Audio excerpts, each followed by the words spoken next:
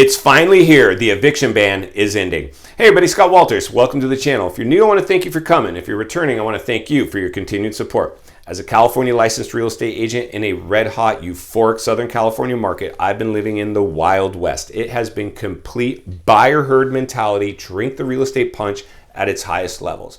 I started to get nervous about this market, came to YouTube, and started warning many people to be careful in these times. I wasn't willing to continue to push people into huge mortgages where one blip in the economy or their income could send them into a tailspin. Having lived through the last housing bubble and not doing so well with that one, going all in on my primary home only to drag a depreciated asset along for the ride, I decided I'm going to warn people right now. There's a great divide on this topic. I'm not super popular in a lot of real estate offices, as you can imagine, but I sleep better at night warning many people at this time. So let's get right into this red hot topic. So the eviction ban is actually ending, and it looks like pretty much every state has it set to end tomorrow, except for where I live, California, of course. New York and I believe Washington have kicked the can down the road, I think about another month, and then we will be up next. So the government's doing their best to, of course, to parachute some stimulus into the markets to help with these tenants, but it looks like they're having a hard time getting their hands on it. It's just too much paperwork, and they are just, for whatever reason, unable to do that. Landlords have been handcuffed by non-paying tenants, taking mortgage forbearance so they don't have to pay the banks. The banks are handcuffed, unable to do foreclosure proceedings, all because of the government trying to control the housing market. Because make no mistake about it, the housing market crashes, everything crashes. You see, the stock market can crash and the housing market can remain strong. But if the housing market crashes, the stock market crashes too, because now we start dumping stocks because we need cash. That's why I always say, don't worry about the dollar devaluing to the point where you stuff it all into money markets. It's very important that you stay insulated with as much cash as possible in these times.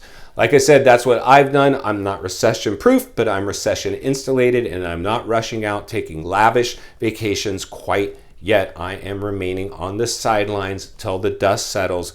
We do need to pay the piper. So with eviction bans ending now officially, I anticipate a bunch of landlords will be filing evictions against their tenants and simultaneously preparing to go to market. Because you see, once you file an eviction against your tenant, you can potentially go to market. You can have me come list your house and put it on the multiple listing service and advertise you for sale. Even if your tenant doesn't want to open the door and let me in, I can force my way in now, and I can give you notice to do that. So one of the things that we're going to see moving forward is some inventory come on the property, but what's even onto the market. But what's even more concerning, in my opinion, because I try to remain a realist, is because today's modern society, the heavy digital diet that we're on, I'm more concerned with mainstream media really spinning this for clickbait, for lack of a better choice of words, to keep people engaged with their platforms. And we could actually create a lot of damage just by trending headlines. And so one of the things that the government can't do is stop people from coming to market. They can lower interest rates to try to get people to go pull, loans and try to continue to buy houses. But the reality is we've already seen the banks shrinking back significantly to the point where loan applications have had a huge decline. New home sales have had a huge decline. New home buyers have dropped out in droves. We basically kicked the can down the road and held up the markets as much as humanly possible, to the point now where there's just not a whole lot left that we can do. Now, like I've said before, folks, this is really the time. Right now is like D-Day, in my opinion, ground zero, to see how this thing shakes out. I've always said, we need to let the dust settle. We need to pay the piper for the amount of stimulus and stimulus programs that were thrown at the markets. Now, the government does not want people to panic, so they're not going to disclose a lot of things to the public, but make no mistake about it, they are meeting right now discussing what they can do about what the situation we're in. And I believe, like I said before, a soft landing from this would be nice, but the reality is the first thing we're going to roll out to see how we handle it are the eviction bans, letting them actually finally end, with exception of a couple states, which will be shortly behind us.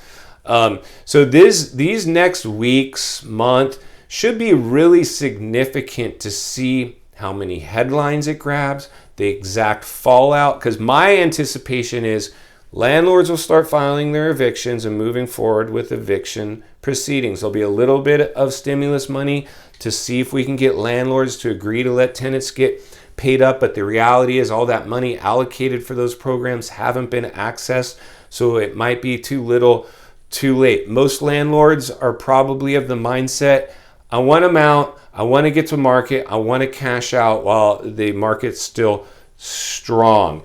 And while the market is still strong, it's nothing like we saw during the pandemic with the herd mentality and buying frenzy. We just saw those times have come and gone. You will not get those types of numbers for your property. Realistically, the only thing that can transpire from the eviction ban is it's going to drive prices down. Because right now, like we said, we've already seen this leveling. Back in 2008, we saw the exact same thing with nobody feeling like a crash was looming. We just thought it was a correction, but a full-blown crash came and a full-blown recession came. And so that wasn't even as severe of a situation as we just saw with the pandemic, where we've initiated banks. We've had 0 foreclosures in the past year. Banks can't do it. What do you think they're sitting around their conference rooms talking about right now? The minute they can move forward with foreclosure proceedings, that's what they're going to do. I'm a little bit nervous, folks. I got to be completely frank here with you guys. I'm a little bit nervous about what's ahead of us. These next few months, I believe, are the most important months in the housing market, much less the housing market for the American people. Because the fallout from this could reach much further than real estate.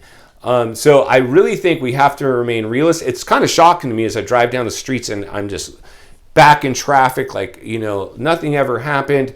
People out, buying lattes and booking trips to Hawaii, spending what money they saved in the pandemic is now getting, spent right up.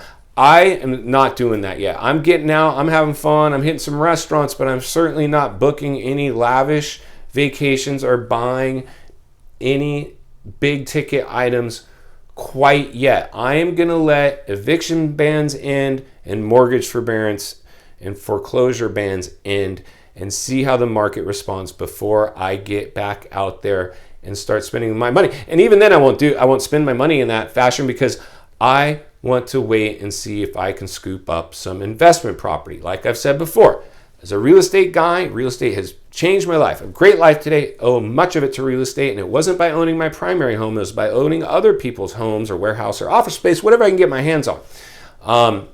So I am going to remain cash heavy, and when the deals come, I am going to strike. If I don't not have enough cash to buy something outright myself, I'm going to go find somebody to partner with and partner up on a few deals. Now again, I'm not going to be greedy. I don't need to buy everything. And I certainly will, even when I buy, I'm not going to spend all my cash when I do it.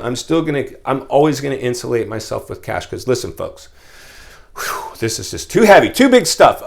We need to save our money for a rainy day. We have some big fiscal cliffs ahead of us. And if a depression comes, we need to be ready for that. I mean, let's just not ignore the elephant in the room. A depression is realistically possible. Now, might not happen. Hoping it doesn't happen. But if it does happen, definitely want to be ready. Again, like I've said before, depressions usually cycle apparently every about 100 years or so. So if you do that math, we're about due for one. And what a perfect scenario like we just had to push us into something like that. So please just remain realists at this time.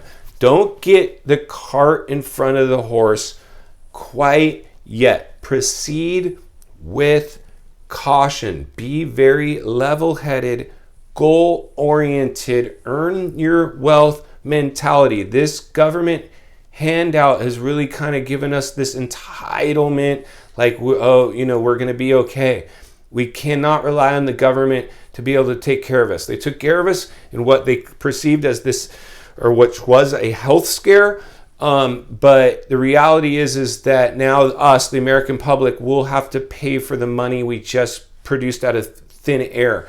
And we pumped up these markets, and now they don't know how to pull the plug on it. So they just keep printing their way through it. So the first thing up to bat, like I said, will be the eviction ban. We're going to see that what that does to us, and then we'll unroll. Next will be mortgage forbearance and banks allowed to start doing foreclosures. And the next, unemployment benefits are going to end, and we're just going to slowly stagger these things out. If it all hits at once, we're done. It's going to probably be a big impact, but if we stagger them on, we could potentially, be able to hopefully navigate through it a little easier. But these next few weeks, months are very, very critical. Even with interest rates low, I don't believe we can bail out the markets with just low interest rates alone. We're going to really need to see the economic fallout from the housing market. Everything does hinge around the housing market. So please stay tuned. Give the video a like, subscribe to the channel, leave a comment below, hit the bell icon so you're notified when new videos come out. I'm going to do my